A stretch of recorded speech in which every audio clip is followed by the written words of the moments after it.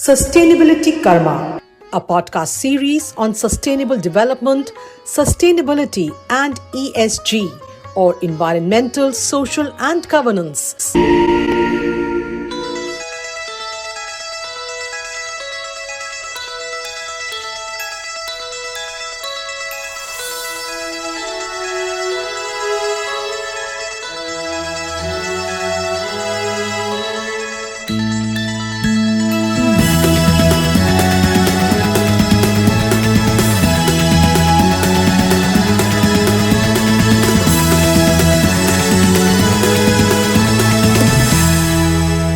Welcome to this episode of Sustainability Karma. I'm your host, Naina Gautam.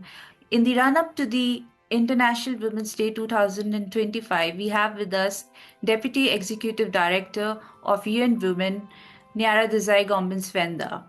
Welcome to the show.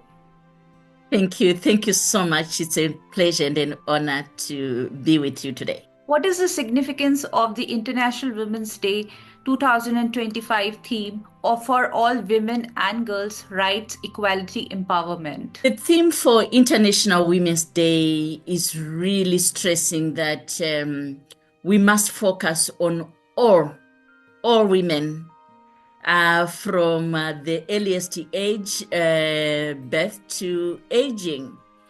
And that it's very important to recognize that all are born with human rights, including women, and that we still live in a world of inequalities. This is why it is important to focus on equality as the theme, which carries the essence of non-discrimination. And thirdly, that it is about empowerment, enabling and ensuring and supporting women and girls to have the necessary knowledge, skills, and opportunities. So it is a theme that is encompassing in its framing and in its focus for developing the world that we want to live in. Please share in brief the top 3 special initiatives taken by UN Women to mark IWD 2025. The 3 special initiatives that we have are built on the hard truths that we have, that the world is failing women and girls, even if some progress had been made.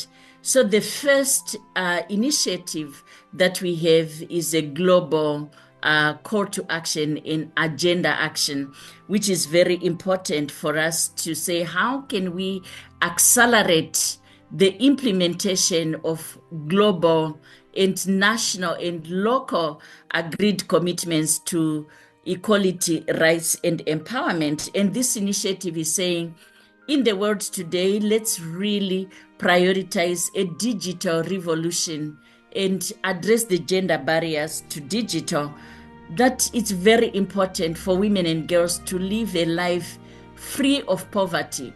And we know that there are many gender inequalities that really fuel poverty. Extraordinary experiences of abuse and exploitation.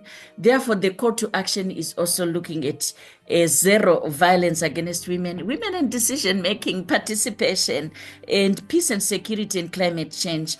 At the same time, the second critical initiative that UN Women has is, of course, the high-level special event to commemorate the International Women's Day. I know that in India, in my country, Zimbabwe, in Vanuatu, in Panama, around the world, International Women's Day would be marked to also address the issues in each of those countries. And UN Women is supporting and collaborating with other UN agencies, the national and local initiative. The third focus that we have is really around young people, around young women and girls, that we continue to recognize that we live in a world that continues to be discriminatory, exclusionary. UN Women will also have a very special focus on girls so that they can remain in school, have the skills they need, have the necessary health and well-being, and that their voices are heard as part of the solutions that we need in this world. We are very much excited about International Women's Day this year. globally and around the world, and equally in India. While the global progress on SDG 5 is far from desirable, the challenge is compounded by the fact that the progress so far is very uneven across countries. What is the way out? We know the challenges in the world, as you say. We know what works, and therefore the solutions, the first solution lies in scaling up local initiatives, in scaling up national initiatives. So, for instance, we know that gender responsive budgeting has been an approach that supports our governments in resource allocation to also prioritize investments, including domestic funding, to interventions that reduce the gender gap, but also that empower women. So going to scale is very important in replicating programs like gender responsive budgeting, but also requiring the bigger discussions around the fiscal space and the bigger discussions around debt. So the macroeconomic solutions are critical. This is why even on International Women's Day, we are saying as our governments go to the big conference on financing for development, this is very important for focusing on. The second big aspect that we know is about women owning and being valued, owning property, land, but also the gender pay gap, having equal pay for work of equal value. Because this is also the invisible spaces where inequalities continue to exist. And we know that even in the last 20 years, the gender pay gap in labor force has been very stagnant. And so we see this as something achievable, doable, and possible, because it's about decision making. The third and most critical is accountability and data.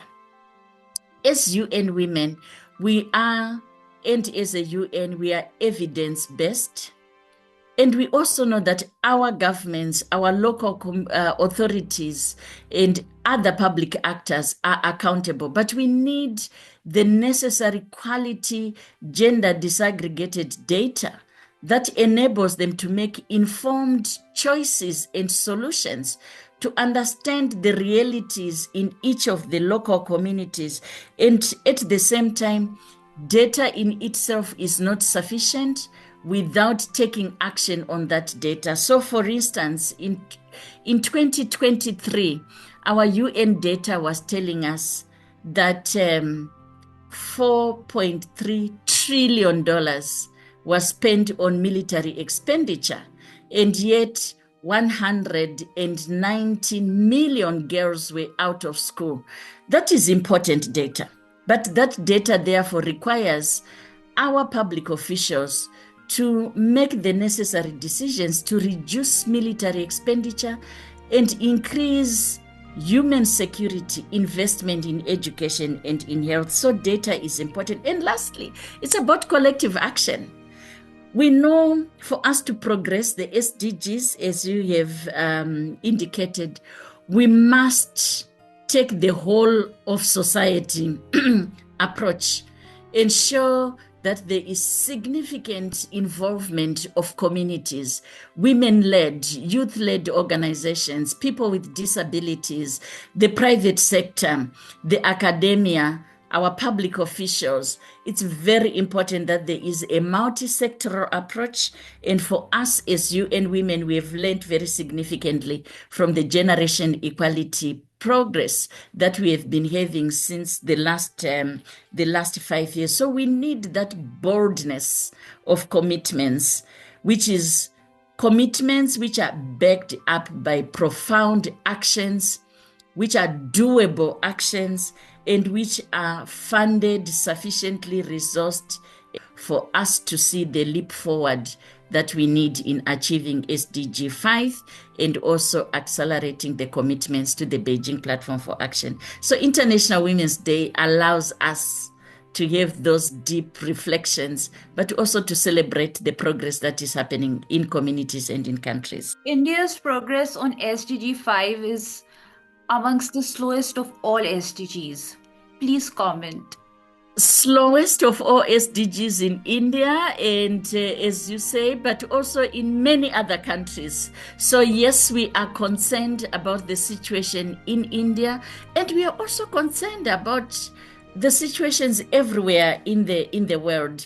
We really appreciated India's strong voice in raising the issues of gender equality in development as part of the G20. That was very important, and we followed and supported closely the conversation with the civil society networks that were also focusing clearly on the importance of gender equality. We see that 33% reservation for women in government is a historic milestone, and ensuring representation at all levels, building on India's 1.4 million elected women representatives at local level. But 33% is not parity. So we still aspire for countries like India to also have the necessary gender balances on representation, for us to continue to aspire for equality in decision making. Gender responsive budgeting now account for 8.8% of the national budget, around $55.2 billion, indeed showing some commitment on financing gender equality in India.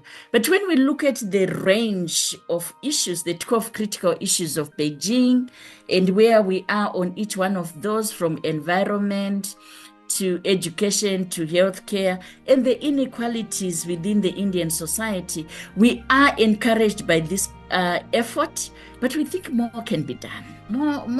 More can be done, definitely, to step up on the goodwill and on the effort that is there. I was in Liberia many years ago and saw the first female contingent of peacekeepers from India. It was breakthrough. It was groundbreaking to see women in peacekeeping. And today, as UN Women, we are working with many governments to support women in peacekeeping and the troop contributing countries through a program, a fund which we call the LC Initiative. So we hope that India's experience would also be something that can be scaled up, and that through the LC Initiative, we can have stronger collaboration with India to look at the role of women in peacekeeping. But this year, Naina, is very special. We are celebrating also the 25th anniversary of United Nations Security Council 1325. So we see these opportunities for drawing on the experiences of India and saying, what did we learn? What does it mean when women are in peacekeeping? When we have to build peace through community services that are needed. So we feel there is quite some significant bits that we need to look at. The last is digital. I have been to India a couple of times. Actually, I enjoy the food, but I know the food is different in whether you are in Delhi or in Bengaluru. The food tastes different. So I'm just also celebrating that as women, when we talk about societies, and Indian cuisine is also about gender equality and women's involvement in the sector. But ultimately, let's talk about digital. We see that UN Women's Partnership in India has also been looking at how we can strengthen policies and investments for digital inclusion and scale up those local innovations so that we can foster women's leadership. We must continue to invest in digital, not only for women to be consumers of products, but to be co-creators of the technology and co-creators of the content, and of course, be part of using digital for also their economic empowerment, their social empowerment. So we see this as also some of the great opportunities that India provides to the world, and for which we need to continue to do more globally. 2025 also marks 30 years of the Beijing Declaration. How will you sum it up and what's the way forward? Progress made. Yes. In the last 30 years, I was in Beijing myself as a 20-some, a very vibrant young woman. 30 years down the line, I can see that the world has continued to insist that we need a world with no discrimination, that a world of equality of opportunities for all, including sexual and reproductive health and rights, including a world with no violence. So we see the progress that has been made at law. A number of countries have laws that address gender equality, have laws that prohibit and prevent violence against women. But we still feel and we see that there is no matching between what is agreed in policy and the lived experiences in our communities. So that is the critical mile that we need to run together in the next 5 years around Beijing platform for action. And also as we leverage the SDGs, it's really about a world with peace, a world with no violence, a world of equality of opportunities and decision-making and access to resources for women and girls. And it's a world that we want to see where the resources of the world prioritize the well-being of the people of the world. So it's people and planet before profit. That is very important, especially as we also look into the life of all women and girls, the lives of girls and the lives of older women as well. How seized is the community of the impact of the newer challenges like climate change and AI, etc.? We live in a painful world.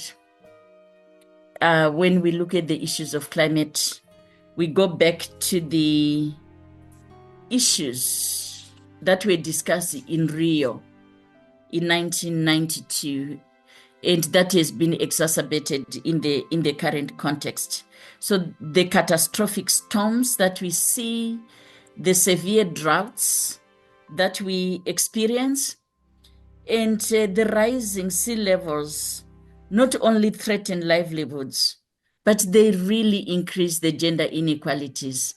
Last year, I participated in the Small Island Developing States Fourth Summit, and it was very painful to listen to communities in the Caribbean, in the Pacific, in the small islands, in the Indian Ocean, speak about how this is an existential issue. Climate change is an existential issue that within itself threatens not only the lives, but also the coexistence of full communities. And as we have said, with the rising sea levels. So this is an issue that we are also saying as we work in the various COPs and address the issues of climate change, it needs to be treated with priority, and that the funding mechanisms and resourcing mechanisms that are being put in place must prioritize those community-led innovations and interventions that are very critical. UN Women has been very much at the forefront of this work, and our executive director, Dr. Sima Bahus, very much being on the front line in engaging with member states and stakeholders on this issue. The climate change issue is also intensifying as we see the extreme weather events. What is even much more painful is also to see some of the member states really not giving the critical attention that is needed to climate issues. And we really encourage a very strong focus to address the core issues, as we have said. And on the artificial intelligence and digitalization, the UN has been working very strongly, and also as us as UN Women around the issues of technology and artificial intelligence, and looking at how through AI, it's a double-edged sword. if we can use that that analogy, that whilst there are huge opportunities that come with AI, but also very high risks of the continued biases in the data, in the tools that are used, that can perpetuate and amplify the inequalities. So we must continue to have AI-driven recruitment tools for those who are into training that really also prioritize the perspectives and the presence of women. So having qualified and having women it goes back to our critical focus on STEM. This is where it all starts, that we must invest in girls being able to be in science and technology, because we don't just have to look at the level of creating the product, but also building the capabilities and the capacities of men and women. So indeed, a focus on artificial intelligence is critical, not only because of how it can perpetuate the inequalities, but also the potential that exists in terms of responding to some of the challenges of the moment. What is your message on the occasion of IWD 2025? My first message is that there are extraordinary people, Naina and others, doing extraordinary work around the world. It's not about the numbers, it's also about celebrating individual efforts. That's my first message, because at times we look at the aggregate big numbers, but behind the aggregate big numbers of progress are individuals waking up every day to make a difference. So that is my first. Let's celebrate every action counts. Every intervention counts. Every connection to create a world of equality, of rights, of empowerment is important.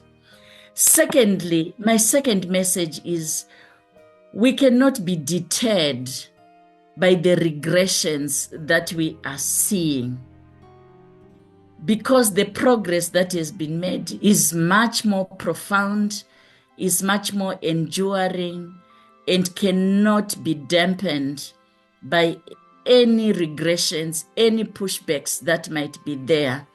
In fact, the pushbacks are telling us where we still have a thinking that discrimination is allowed. And therefore, just like the United Nations in its charter in 1946 said, we need a world of peace, a world with no discrimination. That is the message for this International Women's Day. For all women and girls, it's about rights, equality, and empowerment. Therefore, a world without discrimination. It is the moment for us to march forward. Marching forward for commitment, marching forward for resources, marching forward for transformation, marching forward with our communities, marching forward with our private sector, our business enterprises, our academia, and marching forward with persons with disabilities and with all, so that the whole of society can come together. It's also International Women's Day, where some are hating.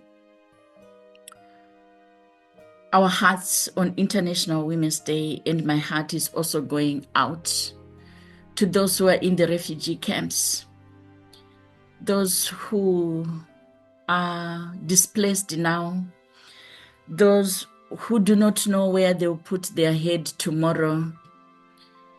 So on International Women's Day, it's a day for humanity to continue to care, but to continue to know that the pain that women and girls are experiencing now, the inequalities that are in our midst, can be prevented. This is human. This can be resolved. This can be mitigated. It's about political will and taking a clear position that a world of rights, a world of equality, and a world of empowerment is possible across all communities and in this world and in this moment. Thank you so much for your time. And thank you for such an insightful conversation. Thank you. Thank you so much. Wishing you the best on International Women's Day, and to all the community that you serve and to your own family. Thank you and good day. Wishing you all a very happy International Women's Day. This is Naina Gautam signing off for Sustainability Karma. If you like this program, we look forward to your feedback on our WhatsApp number 9818120554. For participation in this program, write to us at sustainability.karma@gmail.com. Looking forward to meet you again at the same time next week with a new episode and a new guest. Till then, goodbye from all of us. Sustainability Karma, a podcast series on sustainable development, sustainability and ESG.